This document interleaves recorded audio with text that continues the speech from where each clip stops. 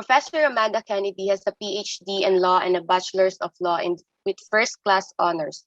She holds a graduate diploma in legal practice, a graduate certificate in law teaching, and is admitted as a lawyer in New South Wales, Australia.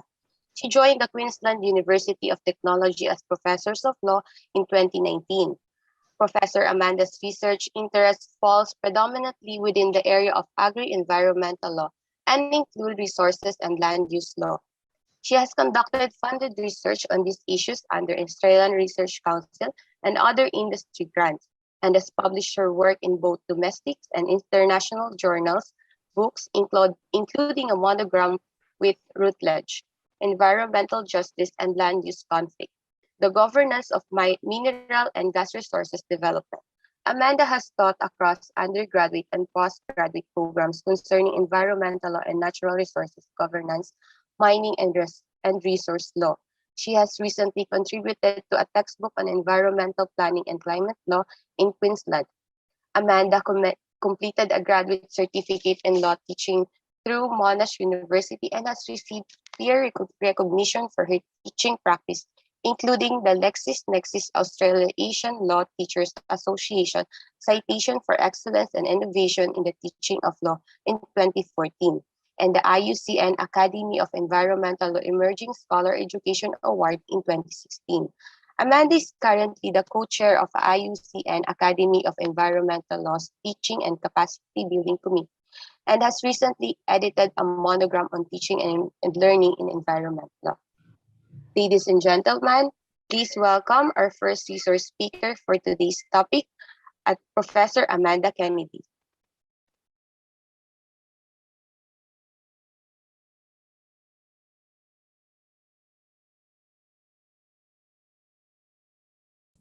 Good morning, everyone. Just checking that the correct screen is sharing and that you can see the presentation, Mary. Yes, Prof. Wonderful. It's fantastic to be here with you all today, and I'm really excited to be able to share with you some of my thoughts about teaching environmental law online, particularly the benefits and challenges of online teaching. And some of what I'll speak to you about today, we'll have an opportunity to expand on in much greater detail next week. So given that we have quite limited time to talk today, we'll jump straight in and look at these issues. But please, if you do have any questions along the way, feel free to either raise your hand or pop something in the chat box, and we'll have an opportunity to talk following this short presentation. So over the last 2 decades, the combination of technological advances and shifting student priorities and demands has really led to quite significant changes in the delivery of higher education. Students can now access learning materials around the clock through virtual learning environments, and there are a growing number of not only subjects but entire degree offerings that can be completed online at universities around the globe.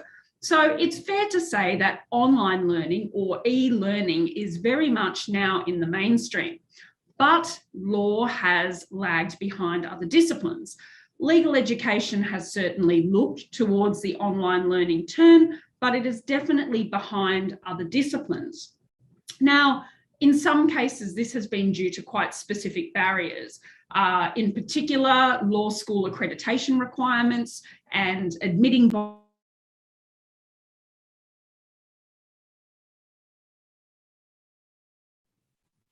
admitting bodies who require that learning is done in person. But despite some of those restrictions, we are certainly seeing evidence of e-learning adoption and innovation in the law. Now, despite that adoption and innovation in some pockets, overwhelmingly, law has tended to stay very much almost wedded to a very traditional approach. So it's quite typical to see that casebook and Socratic method being preferred in law. And of course, all of that was turned upside down last year as a result of COVID-19 and the pandemic, where we had a very abrupt and in some cases an unwilling transition to e-learning or online learning. So We had all of a sudden universities that perhaps weren't necessarily prepared, and academics and teachers who weren't necessarily skilled in online teaching and learning being required to adapt and adopt these technologies almost overnight. And so from an e-learning perspective, and I'll talk about this in a moment, what we saw here was, certainly in my view and in view of others who do research into online teaching, what we saw here was not necessarily an exemplar of effective online teaching. It can be more appropriately categorized as emergency online pedagogy. When I use the term pedagogy here, I'm talking about the method and practice of teaching, the theories of learning, and how we develop an overall approach to teaching and learning. So what we saw in the wake of COVID-19 was not what we would necessarily call textbook or really good theoretical and well-developed online teaching. So I'll talk more about that in the presentation today. COVID-19 or not, online learning is going to be here for the long term. It is here to stay.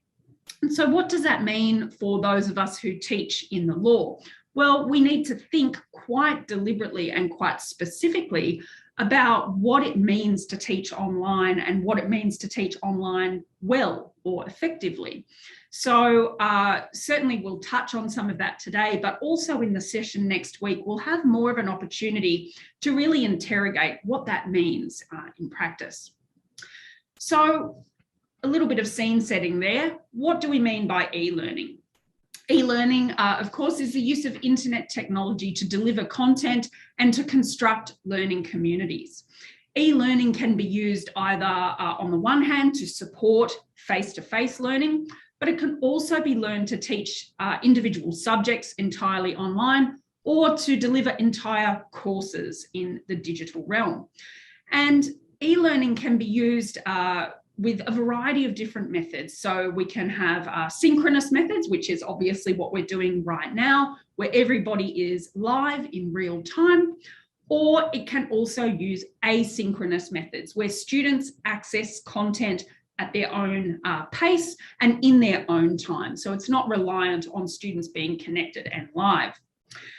We have a variety of tools and systems that facilitate online or e-learning. So we have things like learning management systems, which is a repository that houses all of our content. We have synchronous interaction tools, things like Zoom. We have asynchronous tools like messaging functions.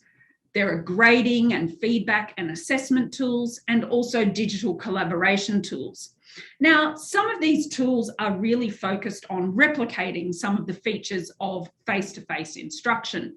But there are other tools which enable the academic or the teacher to go beyond simply digitizing traditional content and to really get into very novel methods of interacting with students. And so this is really where we start to get into some of the more technologically advanced e-learning approaches. So what are some of the advantages of e-learning in law? Well, it offers a number of advantages for legal education and also quite specifically for environmental law.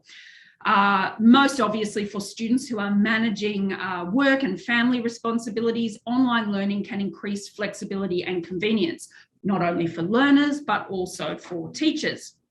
E-learning also exposes students to digital technology and enables them to develop online communication and collaboration skills. And that's increasingly important and being recognised by legal profession admitting bodies. There are some who argue that e-learning can offer economic benefits.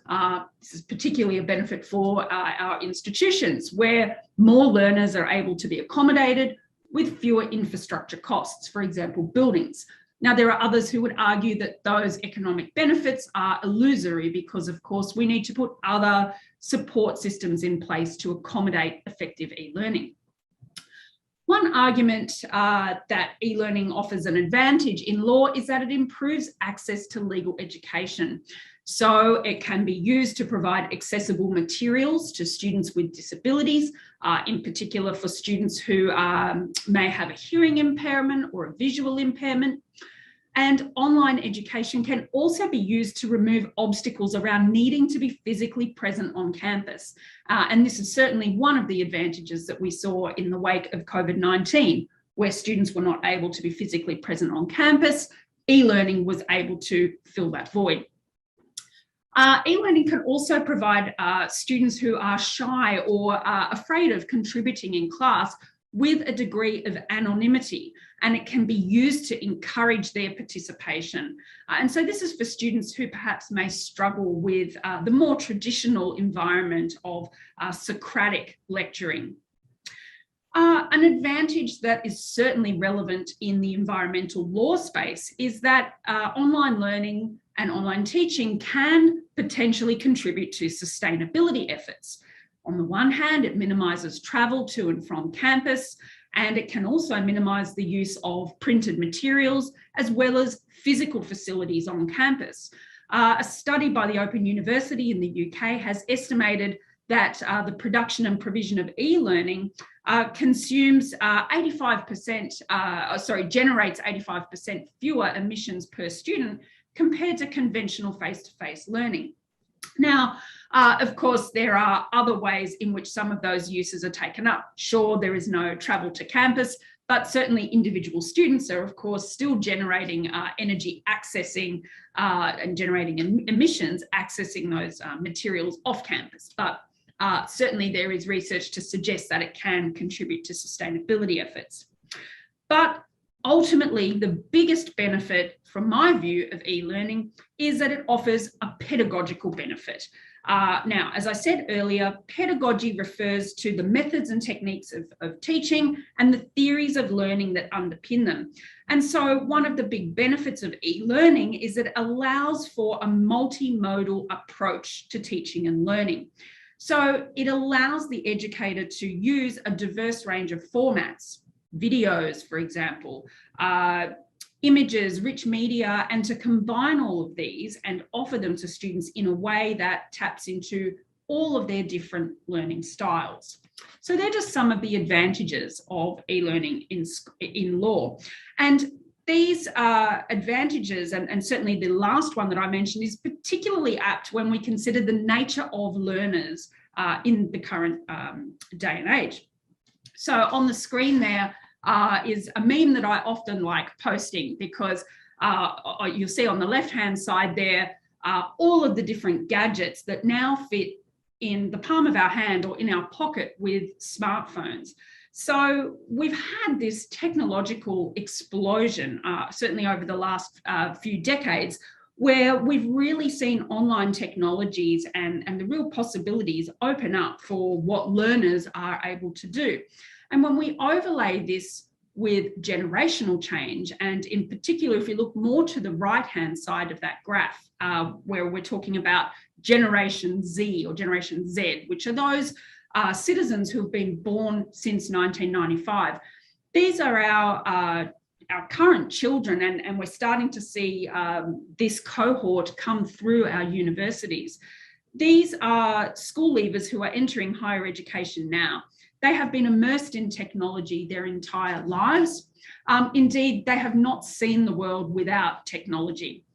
So they interact with technology in ways that perhaps those of us who came through previous generations have never done so before. And so that really speaks to the need to interact with these learners in a very different way. But of course, law schools have been slow to adopt these technologies, and I mentioned some of these at the outset. There's a perception that e-learning is inferior, and we have this very romantic notion of what happens when students and professors are in the same rooms. So we tend to uncritically replicate Socratic methodology, and we're not necessarily very good in law at looking at utilising some of these technologies to underpin our approaches. And of course, we then had COVID-19, which forced us to really look at these technologies. Now, one would think that if online learning offered all of these wonderful benefits, then of course, the disruption of COVID would have seen great results. But of course, that is not what has happened. And we've had very mixed experiences with online teaching during the pandemic. And the reason why that experience has been mixed and why online teaching has not been well received in many countries, and so it will be interesting to hear more of your perspectives about online teaching in the Philippines, is that the speed at which online instruction was activated was, as I said at the outset, very much this emergency online teaching. So students were forced online due to circumstances. The teaching was more geared around replicating the conventional face-to-face classroom rather than being designed for the online medium. And of course, in many cases, it was implemented abruptly with variable access to appropriate technological infrastructure and staff training and support. So that's one of the big reasons why we've had some mixed experiences with online teaching in the wake of COVID. Now, today I don't have a great deal of time to talk to you about these theories of learning, but this will be something that will be the focus of our discussions in the session next week. So what we're going to talk about are these theories of learning and how they should be underpinning our approaches to teaching and learning. So the problem we've had, I guess, with COVID is that we looked first to the modality of teaching. We looked first to online teaching as our approach, rather than first looking at the theories of learning and what it is we're wanting our learners to do. So if we're looking at our learners trying to achieve quite high-level learning goals about being able to construct meaning from content, and yet what we're doing is simply dumping content on them through lengthy 2-hour lectures, that recorded lectures, I guess, in the COVID environment, we're not really using the right medium for the type of learning that we're trying to engage. So I'm just putting this here now to highlight this for you. This is something that we'll focus on in a lot more detail next week when we have time to look at how you structure and approach the development of a course. So we have these three very predominant theories of learning. Behaviorism is at the base level, which views learning as a commodity that's transferred from teacher to student. And then it moves through looking at knowledge as being more actively constructed by learners, to the final point where we have constructivism that views learning as individual and controlled by the learner. And so we need to think at the outset about what it is we want our learners to do, and then design a learning approach from that, whether it's online learning or whether it is face-to-face learning. And then we would choose our tools based upon what goals we have at the end zone. So we'll focus more on that next week, but I just wanted to plant that seed for you here this week. So now, what I don't want to do is to say that online learning is fantastic and free of challenges. Of course, online learning has some challenges. In particular, the benefits of synchronous instruction can be limited online. We've all been there. We've all had fatigue from endless Zoom meetings, and I'm hoping that I'm not contributing to that here for you today. We know that the more sophisticated the technology, the greater the chance there is for technological issues. And in the academic space, we know that moving things online does raise issues around academic integrity, although in my experience, that is more of a perception issue, and there's certainly no evidence to suggest that things like cheating occur more in the online space than they do in the face-to-face environment. By far and away, the biggest challenge for online learning is engagement and student participation.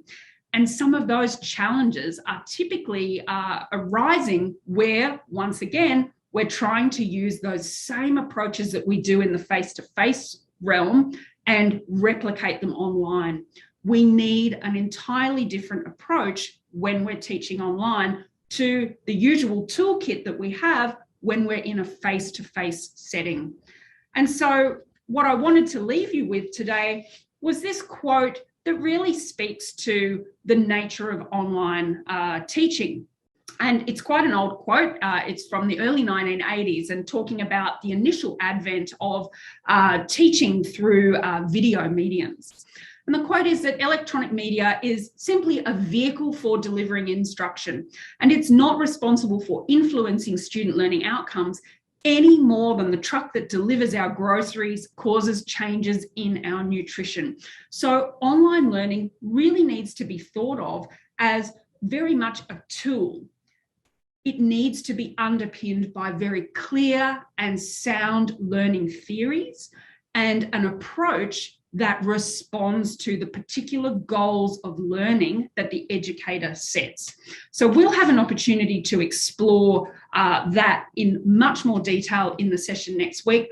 But for now, I just wanted to paint that overall picture, and I'm looking forward to hearing the remaining presentations today, which I hope really touch upon some of your experiences, I guess, on the front line in the Philippines. My contact details are on the slide there, and of course, outside of today's session, please do feel free to reach out and get in touch with me if you have any other questions. Thanks, Mary. Thank you, Professor Amanda. That lecture was very informative, and the discussion on online teaching during this pandemic will surely benefit our participants for today. We are also excited for the continuation of your lecture in our next session. Now, the Legal Education Board would like to present the Certificate of Appreciation to Professor Amanda Kennedy for sharing her time, knowledge, and expertise as resource speaker during the Environmental Law Teachers Online Training Program second session. The topic, Teaching Environmental Law Online, Benefits and Challenges of Online Teaching, held via Zoom virtual conference and given the 6th day of October in the year of our Lord 2021 in Manila. On behalf of the board, signed by Ana Marie Melanie D. Trinidad, Chairperson of the Legal Education Board. Thank you, Professor Amanda. Thank you.